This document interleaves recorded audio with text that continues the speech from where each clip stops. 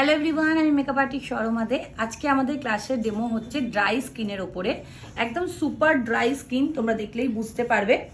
তো এই স্কিনের ওপরে কীরকম কী প্রিপারেশান দেওয়া দরকার, কি ফাউন্ডেশন ইউজ করা দরকার, সবটাই আজকে করে আমাদের 21 নম্বর ব্যাচকে দেখানো হচ্ছে।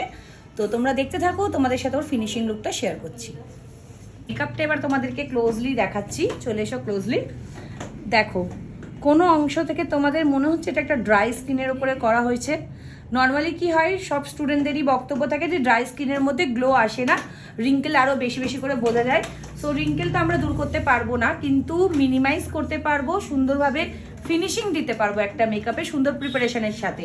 তো আজকে ক্লাসেই আমার স্টুডেন্টের ওপরেই কিন্তু এই লুকটা করে দেখানো হয়েছে। একদম সফট অ্যান্ড সার্টল, একদম ড্রাই স্কিন ছিল ওর, প্রচণ্ড এখানে ভাঁজ, চোখের নিচে ভাঁজ, সমস্তটা কিন্তু সুন্দরভাবে কভার আপ করে এই মেকআপটা আজকে দেখানো হয়েছে। তো তোমাদের কেমন লাগছে তোমরা অবশ্যই কমেন্টের মাধ্যমে আমাকে জানাবে।